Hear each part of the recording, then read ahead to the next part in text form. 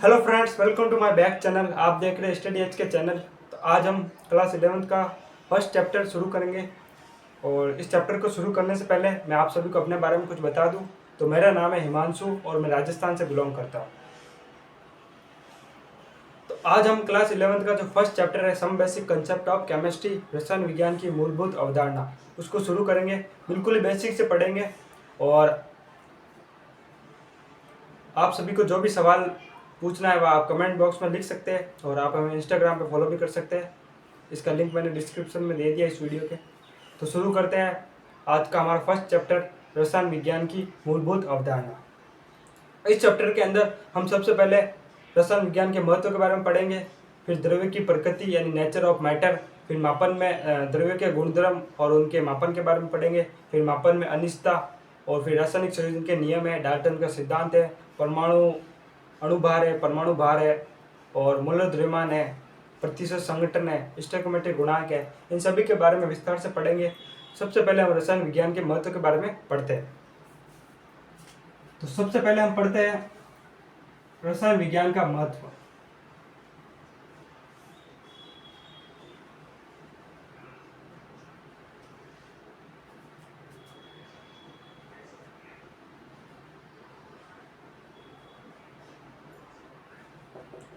तो रसायन विज्ञान का क्या महत्व है ना। तो रसायन विज्ञान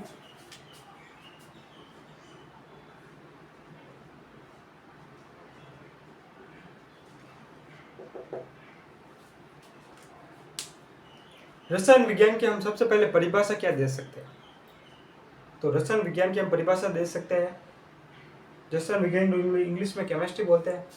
तो विज्ञान की वह शाखा जिसके अंदर पदार्थ के गुणधर्म, उसकी संरचना तथा द्रव अन्य क्रियाओं का अध्ययन किया जाता है, उसे रसायन विज्ञान या केमिस्ट्री कहते हैं।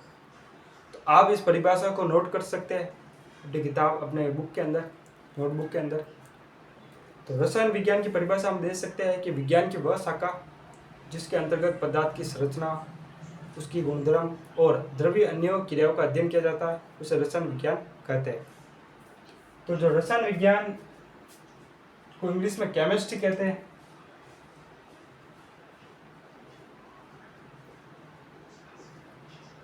केमिस्ट्री शब्द ग्रीक शब्द है। कौन सा शब्द है? ग्रीक। तो इस चैप्टर के अंदर हम रसायन विज्ञान के महत्व यानी परिचय को पढ़ रहे हैं। ये वैसे भी परीक्षा में आएगा नहीं, नॉर्मल फिर भी हम पढ़ लेते हैं। तो केमिस्ट्री शब्द ग्रीक शब्द है जो कीमिया से लिया गया है। कौन सा शब्द? कीमिया शब्द से केमिस्ट्री बना है और ये ग्रीक शब्द है। फिर हम एक बात जानते हैं कि अगर हमें किसी पदार्थ की संरचना और उसके गुणधर्म और उसके संगठन को समझना है, तो हमें पदार्थ के जो भी मौलिक अवयवी कण है, परमाणु और अणु, अगर हम पदार्थ के मौलिक अवयवी कण, परमाणु और अणु को समझ ले तो हम किसी भी पदार्थ की संरचना, गुणधर्म और उसके संगठन को समझ सकते हैं। तो ये बात हमारी आप नोट कर ली। फिर हम पढ़ते हैं रसायन विज्ञान का क्या महत्व है। तो रसायन विज्ञान का अनेक महत्व है, जैसे चिकित्सा के क्षेत्र में, जैसे कैंसर रोग के अंदर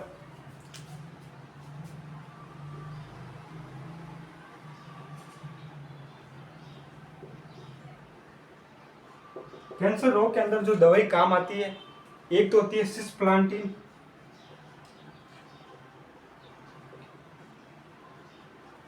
और टैक्सोल। तो सिस्प्लांटिन और टैक्सोल कैंसर रोग के उपचार में ये दवाई काम आती है। तो आपकी किताब में लिखा हुआ है ये। तो रसायन विज्ञान का महत्व चिकित्सा के क्षेत्र में, कृषि के क्षेत्र में, दैनिक जीवन में, उद्योगों में, है ना, युद्ध के क्षेत्र में, अनेक रसायन विज्ञान का अनेक महत्व है। एक एड्स रोग के अंदर एजेटी दवाई का उपयोग होता है, एजिथ्रोथाइमिडीन, वो भी आपकी किताब के अंदर लिखा हुआ है। तो आप इस बात को लिख सकते हैं, नोट कर सकते हैं। तो रसायन विज्ञान का अनेक महत्व है कृषि के क्षेत्र में, चिकित्सा स्वास्थ्य के क्षेत्र में, उद्योगों के क्षेत्र में, दैनिक जीवन में और युद्ध के क्षेत्र में, अनेक क्षेत्रों में रासायनिक विज्ञान का महत्व है। रसायन विज्ञान को 3 भागों में बांटा गया है: ऑर्गेनिक केमिस्ट्री, इनऑर्गेनिक केमिस्ट्री और फिजिकल केमिस्ट्री। ऑर्गेनिक यानी कार्बनिक रसायन, इनऑर्गेनिक यानी अकार्बनिक रसायन और फिजिकल यानी भौतिक रसायन। तो रसायन विज्ञान को 3 भागों में बांटा गया है। तो हमने रसायन विज्ञान के महत्व के बारे में पढ़ लिया। अब हम पढ़ते हैं द्रव्य की प्रकृति यानी नेचर ऑफ मैटर। तो आप रसायन विज्ञान का महत्व के बारे में पढ़े या ना पढ़े, लेकिन जो हमारा दूसरा टॉपिक है द्रव्य की प्रकृति, इसको आपको पूरी तरह अच्छी तरह से समझना है, नेचर ऑफ मैटर। तो दूसरा हमारा टॉपिक है द्रव्य की प्रकृति। इसको इंग्लिश में बोलते हैं नेचर ऑफ मैटर।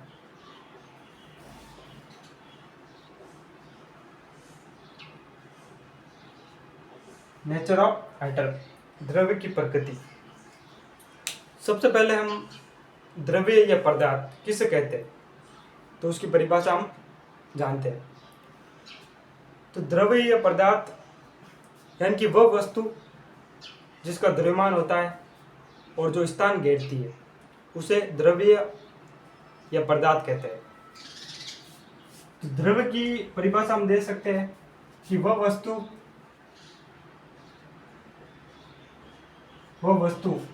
जिसका द्रव्यमान होता है,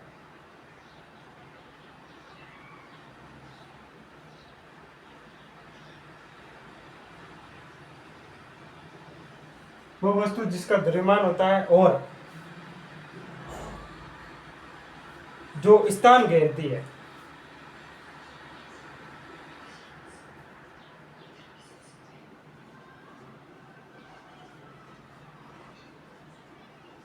वह वस्तु जिसका द्रव्यमान होता है और जो स्थान घेरती है, उसे द्रव्य या पदार्थ कहते हैं।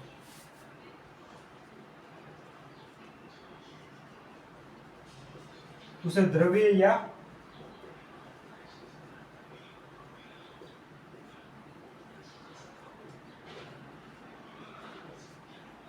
या पदार्थ कहते हैं। जैसे पेन है, पेंसिल है, जैसे ये मार्कर है, तो इसका द्रव्यमान भी है और ये स्थान भी घेर रहा है, तो ये द्रव्य या पदार्थ कहलाएगा। फिर हम द्रव्य के वर्गीकरण के बारे में पढ़ते हैं। तो यानी पदार्थ का वर्गीकरण,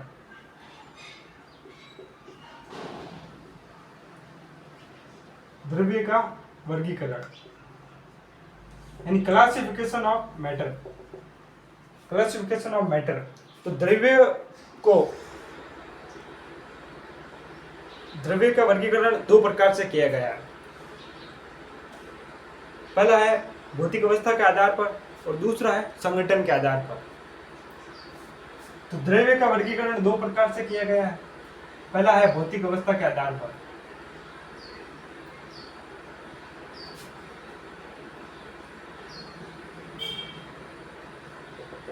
यानी कि on the basis of physically state. पहला है भौतिक अवस्था के आधार पर और दूसरा है संगठन के आधार पर।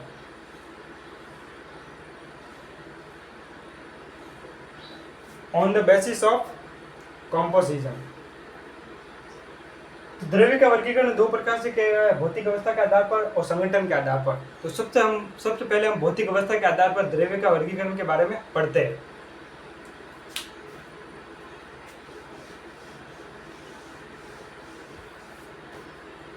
सबसे पहले हम भौतिक अवस्था के आधार पर द्रव्य के वर्गीकरण के बारे में पढ़ते हैं।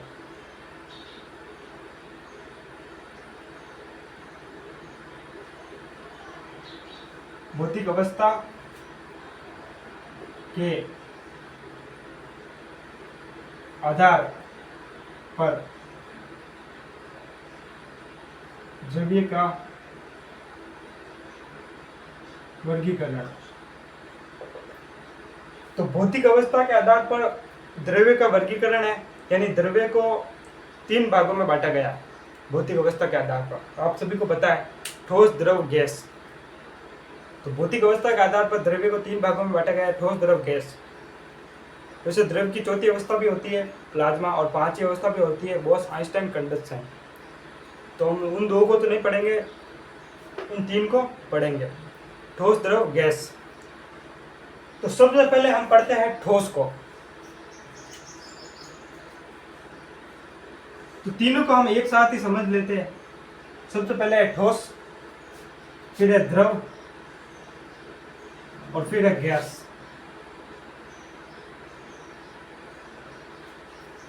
इसको बोलते हैं इंग्लिश में सॉलिड, इसको बोलते हैं लिक्विड, और इसको बोलते हैं गैस। तो ठोस, द्रव की पहली अवस्था है ठोस। तो ठोस के बारे में हम सबसे पहले पढ़ते हैं। तो आप देखो, मैं एक ठोस की संरचना बनाता हूं।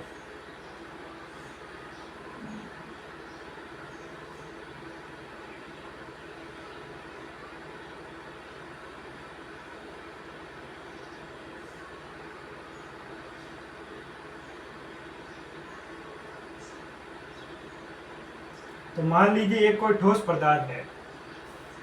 क्या है? ठोस पदार्थ। तो आप इस चित्र को देख के समझ पा रहे हैं कि ठोस पदार्थ के जो कण है, ठोस पदार्थ के जो कण है वो अत्यधिक पास पास है। यानी ठोस पदार्थ के अंदर जो कण होते हैं वो अत्यधिक पास पास में होते हैं, अत्यधिक निकट अवस्था में पाए जाते हैं। उनके बीच में कोई रिक्त स्थान नहीं पाया जाता है। इसीलिए ठोस का आकार और आयतन दोनों ही निश्चित होता है। तो सबसे पहले आप बात याद रखिए कि ठोस का आकार व आयतन दोनों निश्चित होता है। ठोस का आकार और आयतन दोनों ही निश्चित होता है। ठोस में संपीड्यता बहुत ही कम मात्रा में पाई जाती है। संपीड्यता का मतलब है किसी पदार्थ को बाहर से दाब लगाकर, हम ठोस के ऊपर अगर बाहर से दबाव लगाएंगे, दाब डालेंगे, तो इनके कणों के बीच की दूरी मतलब बहुत कम है, इसलिए इनकी संपीड्यता भी कम होगी। संपीड्यता का मतलब है कि किसी पदार्थ को, जो बड़ा पदार्थ है उसको वैसे दबा के छोटा कर देना, है ना, तो वो होती है संपीड्यता। गैसों में बहुत ज़्यादा मात्रा में संपीड्यता पाई जाती है क्योंकि उनके कण बहुत ही ज़्यादा दूर दूर होते हैं। तो उनको अगर उन गैस के ऊपर दबाव डालेंगे, दाब लगाएंगे, तो उनके कण पास पास आ जाएंगे। तो गैसों के अंदर संपीड्यता बहुत अधिक मात्रा में पाई जाती है, जबकि ठोसों के अंदर संपीड्यता बहुत नगण्य होती है, 0 के बराबर। फिर है ठोसों का घनत्व अधिक होता है।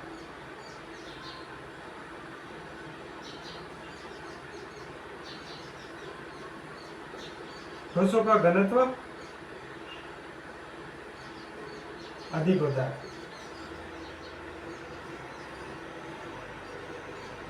ठोसों में उच्च आकर्षण बल पाया जाता है। ठोसों के कण अत्यधिक मात्रा में पास पास होते हैं।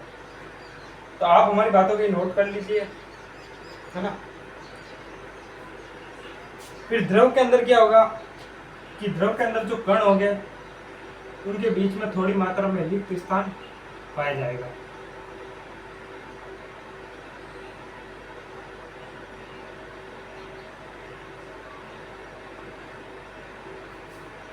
तो द्रव के कणों के बीच में थोड़ी मात्रा में रिक्त स्थान पाया जाएगा। तो द्रव के बारे में हम लिख सकते हैं कि द्रव का आकार तो अनिश्चित होता है और आयतन निश्चित होता है। आकार अनिश्चित इसलिए होता है क्योंकि अगर हम द्रव लिक्विड को जैसे बोतल में डालेंगे तो बोतल का आकार ले लेगा, बाल्टी में डालेंगे तो बाल्टी का आकार ले लेगा, है ना। इसलिए द्रव का आकार तो अनिश्चित होता है लेकिन आयतन निश्चित होता है। तो हम लिख सकते हैं कि द्रव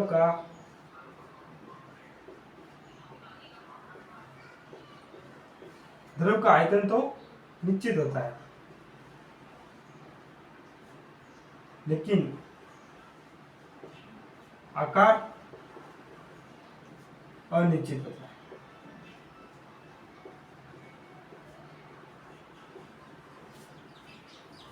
फिर हम लिख सकते हैं कि जो द्रव का घनत्व है वो ठोसों की तुलना में कम होता है। तो द्रव का घनत्व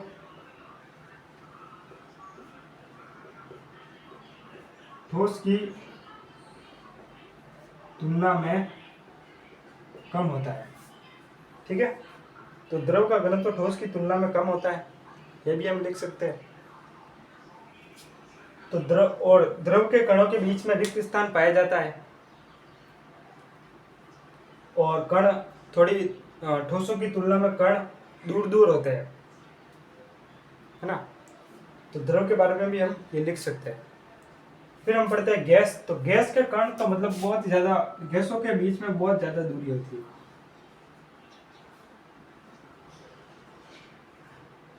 इसलिए गैस का आकार और आयतन दोनों ही अनिश्चित होता है।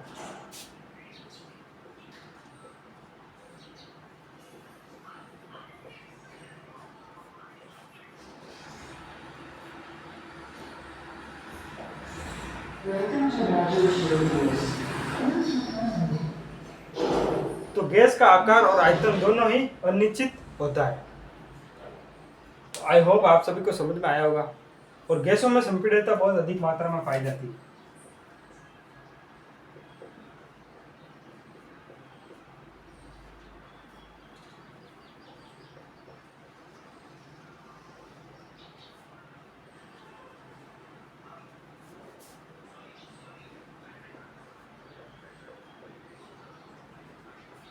गैसों में संपीड़ितता अधिक मात्रा में पाई जाती है।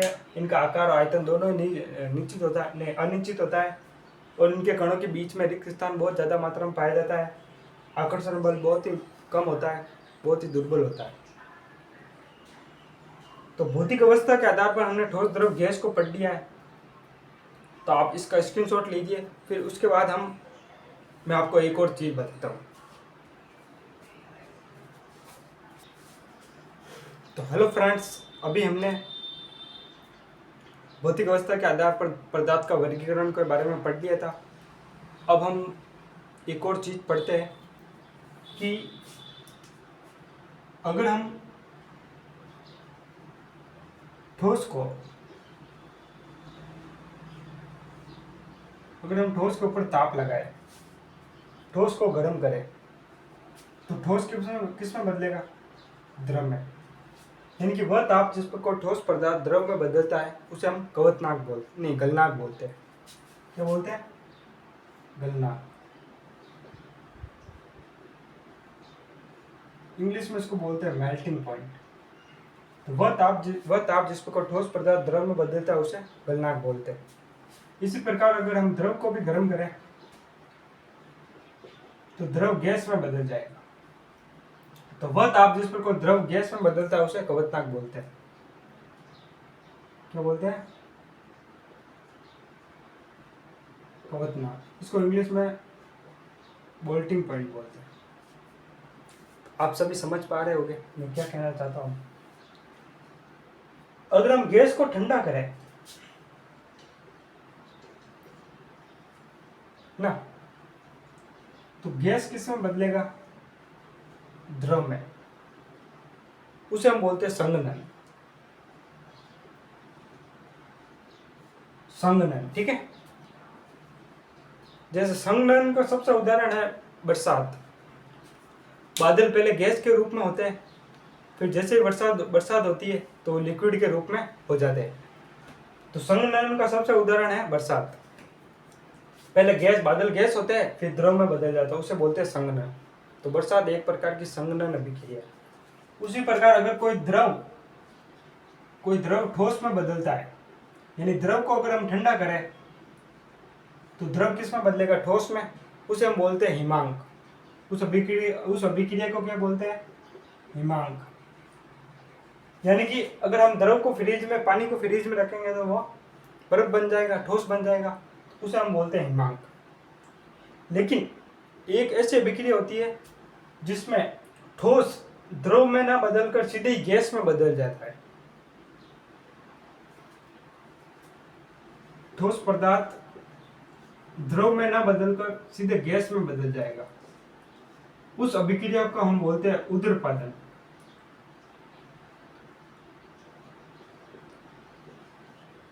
क्या बोलते हैं?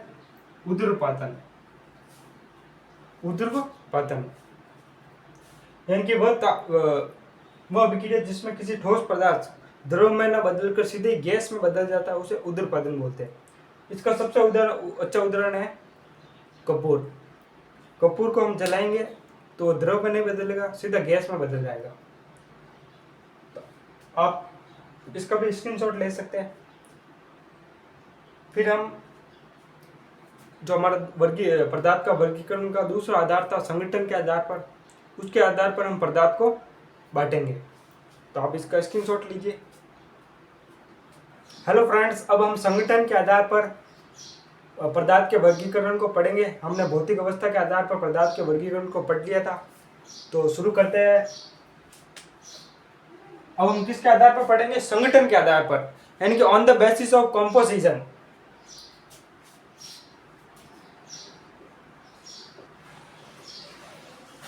संगठन के आधार पर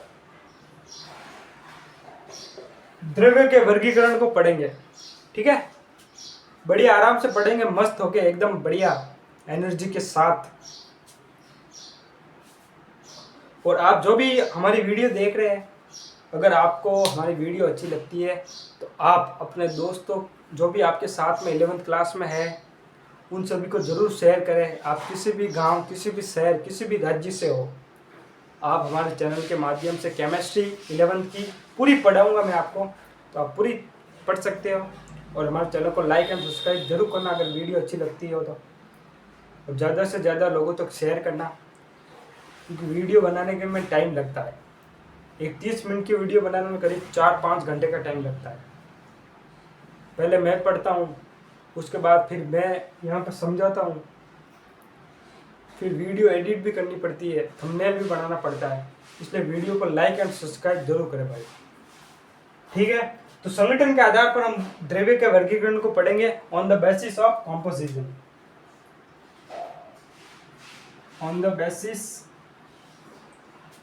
मेरी राइटिंग थोड़ी खराब है लेकिन थोड़े दिनों बाद में ये भी सही हो जाएगी। तो आप सभी प्लीज़ हमारे चैनल को सपोर्ट कीजिए। On the basis of composition, तो संगठन के आधार पर हम द्रव्य का वर्गीकरण इस प्रकार कर सकते हैं। तो द्रव्य को हम दो भागों में बांट सकते हैं। एक है शुद्ध पदार्थ। कौन सा पदार्थ? शुद्ध पदार्थ। और दूसरा है मिश्रण।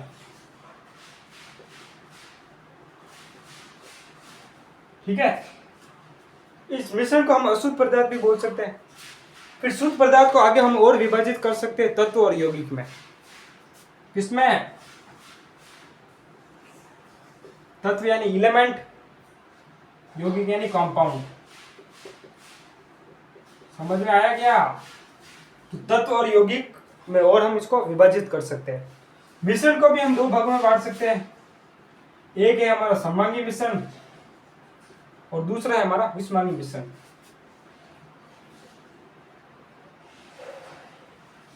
ठीक है, तो सबसे पहले हम पढ़ते हैं शुद्ध पदार्थ। यानी शुद्ध पदार्थ कौन से होते हैं? तो शुद्ध पदार्थ का जो संगठन होता है वो निश्चित होता है, यानी इन्हें भौतिक विधियों द्वारा पृथक नहीं किया जा सकता। ठीक है, तो आप शुद्ध पदार्थ के अंदर लिख सकते हैं कि इनका संगठन निश्चित होता है, इन्हें भौतिक विधियों द्वारा पृथक नहीं किया जा सकता। शुद्ध पदार्थ आगे तत्व और यौगिक में विभाजित होते हैं। तत्व की हम परिभाषा दे सकते हैं कि परमाणु के समूह को तत्व कहते हैं। अगर सारणी में 118 तत्व है, कितना है? 118। और 20 तक तो आप तत्व याद कर ही लीजिए, कॉपी में लिख लीजिए। Hydrogen, helium, lithium, beryllium, boron, carbon, nitrogen, oxygen, fluorine, neon, sodium, magnesium, aluminium, silicon, phosphorus, chlorine, argon, potassium, scandium, titanium, vanadium, chromium, manganese, iron, cobalt, nickel, copper, zinc. ठीक है, 30 तक याद कर लीजिए आप। तो 20 तक तो कर्म याद कर ही लीजिए आप, मेरा आपसे निवेदन है। ठीक है, और उनके परमाणु क्रमांक भी याद कर लीजिए 20 तक, और परमाणु भार भी। परमाणु भार उनका डबल होगा। ठीक है, जैसे हाइड्रोजन का परमाणु क्रमांक 1 होता है तो उसका परमाणु भार एक ही होता है। लेकिन हीलियम का परमाणु क्रमांक 2 होता है और परमाणु भार डबल। तो परमाणु क्रमांक का डबल परमाणु भार होगा। लेकिन कुछ कुछ तत्व है जिनका परमाणु जो भार होता है वो डबल से एक ज्यादा होता है। जैसे लिथियम का जो परमाणु क्रमांक होता है वो 3 होता है, लेकिन परमाणु भार 7 होता है। इसी प्रकार सोडियम 11 नंबर पे आता है परमाणु क्रमांक, तो उसका परमाणु क्रमांक 11 है, लेकिन परमाणु भार 22 होना चाहिए डबल, लेकिन उसका 23 होता है। क्लोरीन 17 पे आता है, तो 34 होना चाहिए परमाणु भार, लेकिन उसका कितना होता है 35.5। तो कुछ अपवाद है, आप उनको जरूर याद करें। और ठीक है, 20 तक तो आप याद कर ही लीजिए परमाणु क्रमांक और परमाणु भार, बहुत बार आएगा ये। तो तत्व को परिभाषा हम दे सकते हैं कि परमाणु के समूह को तत्व कहते हैं। ठीक है, जैसे हाइड्रोजन है, हीलियम है, लिथियम है, बेरिलियम है, बोरॉन है। फिर यौगिक की परिभाषा हम दे सकते हैं कि दो या दो से अधिक तत्व है ना, आपस में संयोजित होकर दो या दो से अधिक तत्व के परमाणु आपस में संयोजित होकर अणु बनाते हैं, उसे यौगिक कहते हैं। दो या दो से अधिक तत्व के परमाणु आपस में संयोजित होकर अणु बनाते हैं, उसे यौगिक कहते हैं। यौगिक के उदाहरण हैं जैसे NH3 है, C6H6O6, ग्लूकोज का ये फॉर्मूला है C6H12O6 सॉरी। तो जैसे NH3 अमोनिया है, फिर जल है, फिर ग्लूकोज है C6H12O6। ये सभी क्या है, यौगिक है, तत्व है। जैसे हाइड्रोजन है, नाइट्रोजन है, ऑक्सीजन है, फ्लोरीन है, ये सभी तत्व है। ठीक है, परमाणु के समूह को तत्व कहते हैं और यौगिक की परिभाषा हमने आपको बता दी अभी। अब हम मिश्रण के बारे में जानते हैं। तो हेलो फ्रेंड्स, लाइट आ चुकी है, तो अभी हम मिश्रण के बारे में पढ़ रहे थे। तो मिश्रण को हम डिपेंड कर सकते हैं कि मिश्रण में जो संगठन होता है वो निश्चित नहीं होता है और इन्हें भौतिक विधियों द्वारा पृथक किया जा सकता है। मिश्रण को आगे समंगी मिश्रण और विषमंगी मिश्रण में बांटा गया है। समंगी मिश्रण में क्या होगा कि समंगी मिश्रण में उपस्थित जो घटक हो गए वो एक दूसरे में पूर्णतः मिश्रित हो गए, है ना। तो समंगी मिश्रण में उपस्थित घटक एक दूसरे में पूर्णतः मिश्रित हो गए। आप इस परिभाषा को लिख सकते हैं। जैसे अगर हम जल और यानी पानी और अल्कोहल को मिलाएं, किसको, अगर हम जल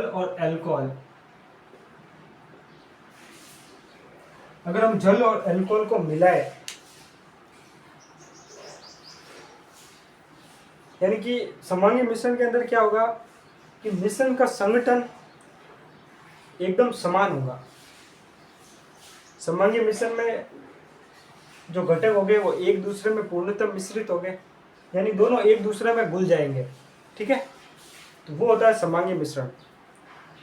लेकिन विषमंगी मिश्रण में क्या हो गया, घटक एक दूसरे में पूर्णतः मिश्रित नहीं हो गए।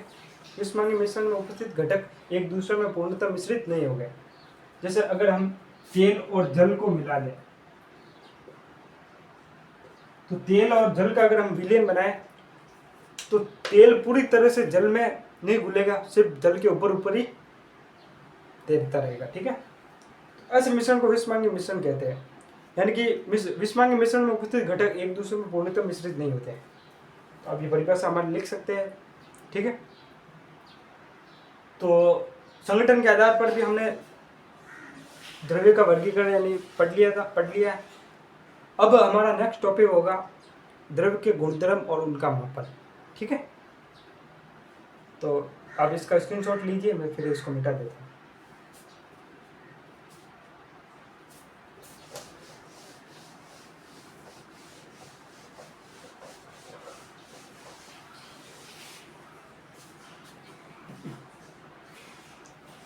तो अब हमारा टॉपिक है द्रव्य के गुणधर्म और उनका मापन।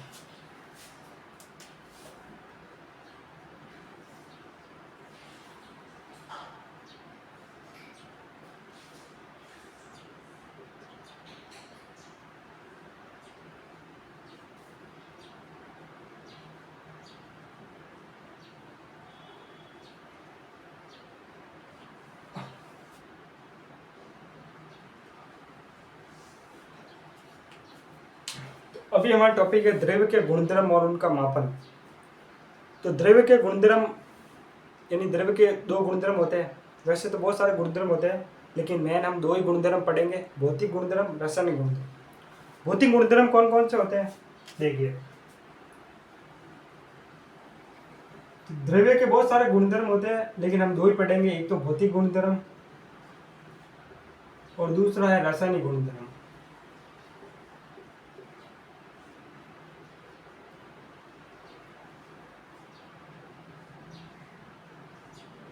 भौतिक गुणधर्म होते हैं जैसे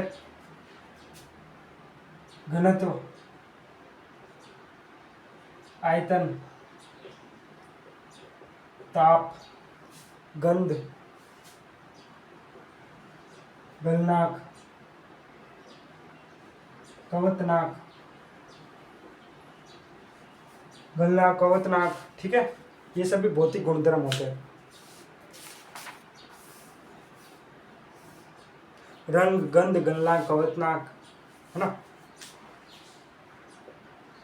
ये सभी भौतिक गुणधर्म होते हैं। रासायनिक गुणधर्म होते हैं कौन कौन से? तो एक है जैसे अम्लता, क्षारकता,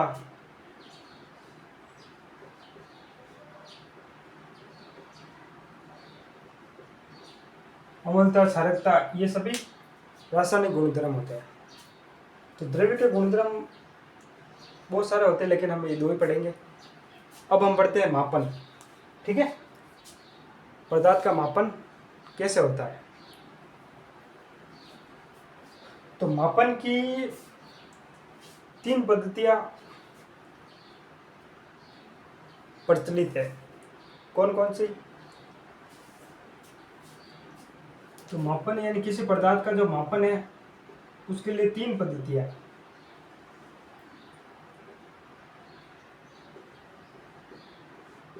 सबसे पहली है सीजीएस, फिर है एमकेएस, फिर है एफपीएस। सीजीएस में क्या होगा कि यानी लंबाई को हम किस में मापेंगे? सेंटीमीटर में। लंबाई को किस में मापेंगे? सेंटीमीटर में। पदार्थ का द्रव्यमान को किस में मापेंगे? ग्राम में। और समय को किस में मापेंगे? समय को हम मापेंगे सेकेंड में। ओके। दूसरी है एमकेएस।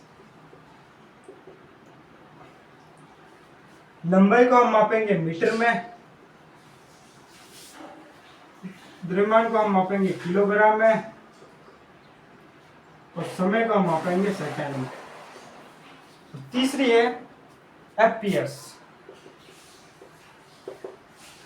लंबाई को हम मापेंगे फुट में, द्रव्यमान को हम मापेंगे पाउंड में, और समय को हम मापेंगे सेकेंड में। आप सभी को समझ में आया होगा मापन की 3 पद्धतियां, सीजीएस, एमकेएस, एफबीएस। फिर मापन की तीनों विधियां पुरानी हो गई, तो नई मापन की विधि आई जिसको एसआई बोलते हैं, अंतर्राष्ट्रीय यूनिट, एसआई यूनिट, है ना। तो एसआई यूनिट के अंदर साल मूल भौतिक राशियां है। तो अगर आपको एसआई यूनिट के बारे में पढ़ना है तो हमने एक वीडियो बनाया है, आप उस वीडियो को देख सकते हैं। ये रहा, उसका लिंक मैंने इस वीडियो के डिस्क्रिप्शन में दे दिया है, तो आप उस वीडियो को देख लें। ऐसा ही विधि को उस वीडियो के अंदर हमने पूरा पढ़ाया है, ठीक है। फिर भी मैं आपको बता दूं कि ऐसा ही विधि है, अंतर्राष्ट्रीय मापक की पद्धति है। उसके अंदर 7 मूल भौतिक राशियां है। कौन कौन सी? लंबाई, ठीक है, लंबाई है, द्रव्यमान है, समय है, विद्युत धारा है, और फिर ताप है, मोल है, और उष्मा है, ठीक है। तो 7 ऐसा पद्धति में 7 मूल भौतिक राशियां है। कौन कौन सी? लंबाई जिसका मात्रक होता है मीटर, द्रव्यमान जिसका मात्रक होता है किलोग्राम, समय सेकंड, विद्युत धारा एम्पियर, और ताप केल्विन, मोल पदार्थ पदार्थ की मात्रा मोल में, और जो ज्योति तीव्रता जिसका मात्रक होता है कैंडेला। ठीक है, वो वीडियो आप देख सकते हैं। और फिर भी मैंने आपको बता ही दिया, ऐसा ही पद्धति के अंदर 7 मूल भौतिक राशियाँ हैं, उनके मात्रक भी आपको मैंने बता दिए। ठीक है, अब हम पढ़ते हैं।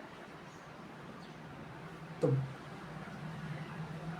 द्रव्य के गुणधर्म और उनके मापन को हमने पढ़ लिया है। अब हम एक टॉपिक पढ़ते हैं, और द्रव्यमान और भार में क्या अंतर होता है। फिर हम घनत्व को पढ़ेंगे, फिर ताप को पढ़ेंगे। ठीक है, घनत्व, ताप और द्रव्यमान, इनको हम पढ़ लेते हैं।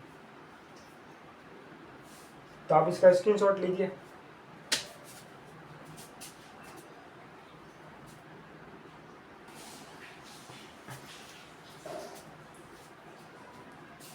तो हेलो फ्रेंड्स, अब हम इस चैप्टर के अंदर पढ़ते हैं कि द्रव्यमान और भार में क्या अंतर होता है। तो द्रव्यमान जो होता है, तो द्रव्यमान और भार में क्या अंतर होता है कि द्रव्यमान होता है किसी पदार्थ का जो द्रव्यमान होता है वो उसमें उपस्थित द्रव्य की मात्रा होती है, और किसी पदार्थ का जो भार होता है वो उसमें उस पर लगने वाला गुरुत्वीय बल होता है। तो आप द्रव्यमान और भार के अंदर ये अंतर लिख लीजिए अपनी कॉपी में कि द्रव्यमान द्रव्यमान का मतलब है कि उसमें उपस्थित द्रव्य की मात्रा, और भार का मतलब है कि उस पर लगने वाला गुरुत्वीय बल। ठीक है, तो द्रव्यमान और भार के अंदर ये अंतर होता है। फिर हम पढ़ते हैं आयतन। तो आयतन का जो ऐसा ही यूनिट होती है वो मीटर क्यूब होती है, और आयतन को हम जिस उपयोग के द्वारा मापते हैं वो लीटर होती है। ठीक है, 1 लीटर बराबर 1000 ml होता है। अब ये बात लिख लीजिए हमारी, 1 लीटर में कितने ml हो गए? 1000 ml। 1 किलोग्राम में कितने ग्राम होते हैं? 1000। 1 kg बराबर 1000 ग्राम, 1 लीटर बराबर 1000 ml। ठीक है, फिर हम पढ़ते हैं घनत्व। आयतन को हमने पढ़ लिया। देखिए, आयतन का जो ऐसा यूनिट होती है वो होती है मीटर क्यूब, और आयतन को हम लीटर में मापते हैं। किस में मापते हैं? लीटर में।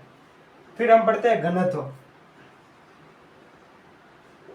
आपके इस फर्स्ट चैप्टर के अंदर दिया हुआ इसलिए मैं पढ़ा रहा हूं। तो घनत्व यानी डेंसिटी, घनत्व को हम डी से लिखते हैं। तो घनत्व बराबर होता है द्रव्यमान बटा आयतन। क्या होता है? द्रव्यमान बटा आयतन। द्रव्यमान को तो हम मापते हैं किसमें? द्रव्यमान को मापते हैं हम केजी में, और आयतन को मापते हैं हम मीटर क्यूब में। तो इसका मात्रक हो जाएगा केजी प्रति मीटर क्यूब। ठीक है, घनत्व का मात्रक केजी मीटर क्यूब। अब हम पढ़ते हैं ताप। इस चैप्टर के अंदर दिया हुआ है।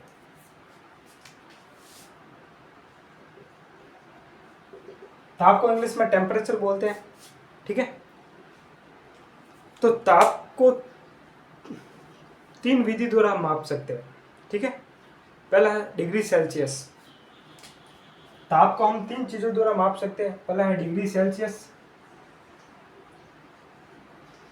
Degree Celsius. दूसरा है डिग्री फ़ारेनहाइट।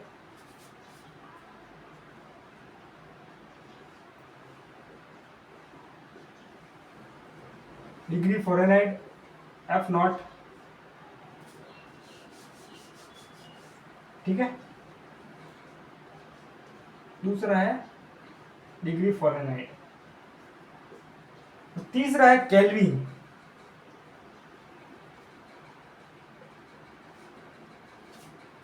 तीसरा कौन सा है? केल्विन। ताप का ऐसा ही मात्रक केल्विन होता है। कौन सा मात्रक? ताप का ऐसा ही मात्रक केल्विन। ऐसा ही पद्धति में 7 मूल भौतिक राशियां होती है। कौन कौन सी? लंबाई, द्रव्यमान, विद्युत धारा, ताप। ठीक है, विद्युत धारा, ताप, समय सेकंड।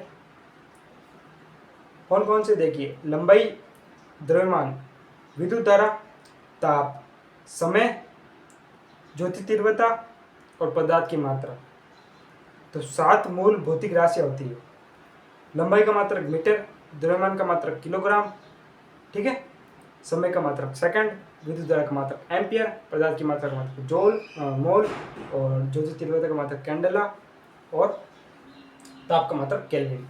तो ऐसे ही पद्धति में ताप का मात्रक केल्विन होता है, जिसको हम के से लिखते हैं, ठीक है। तो इन तीनों आपको ताप के अंदर 2 सूत्र याद रखने हैं। पहला सूत्र है कि फ़ारेनहाइट बराबर 9/5 कोष्टक डिग्री सेल्सियस प्लस 32। पहला सूत्र ये है।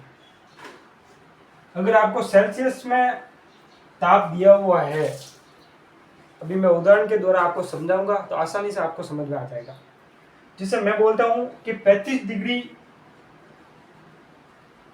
डिग्री सेल्सियस को फ़ारेनहाइट में ज्ञात कीजिए।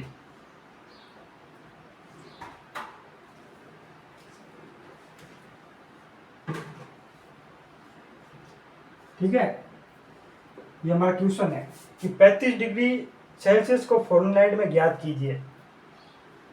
तो फ़ारेनहाइट में हमें ज्ञात करना, तो हम ये सूत्र लगा देंगे, F बराबर 9/5 सेल्सियस, यानी कितने डिग्री, 35 डिग्री। तो यहाँ पे हम मल्टीपल 35 लिखेंगे और प्लस में यहाँ पे लिखेंगे 32। तो 5 को डिवाइडेड कर देंगे 35 से 7, 9 × 7 होगा 63, और फिर ये 32। तो कितने हो जाएंगे 5, और ये 3 और 6 कितने हो गए 9। तो फ़ारेनहाइट में कितना होगा, फ़ारेनहाइट में आ जाएगा 95। तो 35 डिग्री सेल्सियस को फ़ारेनहाइट में ज्ञात कीजिए, तो 95, ठीक है। तो इस प्रकार ये हमारा सूत्र काम में आएगा।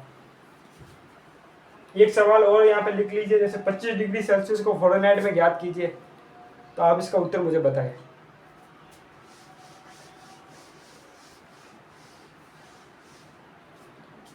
और दूसरा हमारा सूत्र है केल्विन। अगर हमें सेल्सियस दिया हुआ हो और केल्विन के बारे में पूछ ले, तो उसका सूत्र होगा डिग्री सेल्सियस प्लस 273.15। जैसे हमें पूछ ले कि 35 डिग्री सेल्सियस को केल्विन में ज्ञात कीजिए, तो यहाँ पे हम 35 लिख देंगे और इनको जोड़ देंगे, तो आंसर कितना आ जाएगा 8, 0 और 3.15। 273 में हम 35 जोड़ देंगे तो 308 आ जाएंगे और पॉइंट का 5 आ जाएगा। इस प्रकार ताप के अंदर ये आपको दोनों सूत्र याद रखने हैं। तो आज हमने 3 टॉपिक कवर कर लिए। पहला रासायनिक विज्ञान का महत्व, दूसरा नेचर ऑफ मैटर, द्रव्य का पदार्थ का नेचर ऑफ मैटर, यानी द्रव्य के बारे में पढ़ लिया था हमने, द्रव्य की प्रकृति। और तीसरा हमने पढ़ लिया था गुणधर्म, द्रव्य के गुणधर्म और उनके मापन के बारे में पढ़ लिया था। और जो भी छोटे छोटे टॉपिक थे वो भी हमने पढ़ लिया, आयतन, ताप, ठीक है, घनत्व। तो इस क्लास को हम यहीं पे समाप्त करते हैं। नेक्स्ट वीडियो के अंदर हम मापन में अनिश्चितता, रासायनिक संयोजन के नियम, डाल्टन का सिद्धांत है, इन सभी को पढ़ेंगे, ठीक है। तो आप सबसे मेरा निवेदन है, वीडियो अच्छी लगी हो तो चैनल को लाइक एंड सब्सक्राइब जरूर करें, और ज़्यादा से ज़्यादा लोगों तक, आपके दोस्त वगैरह हैं उनको भी शेयर करें। मिलते हैं नेक्स्ट वीडियो में, तब तक के लिए जय हिंद, ठीक है। और आप सब बढ़िया और मस्त रहिए, आप सभी से निवेदन है। तो जय हिंद साथियों, आप इसका स्क्रीनशॉट लीजिए, और नेक्स्ट वीडियो के अंदर हम रासायनिक संयोजन के नियम है, डाल्टन का सिद्धांत है, मापन में अनिश्चितता है, उन सभी को पढ़ेंगे। तो जय हिंद।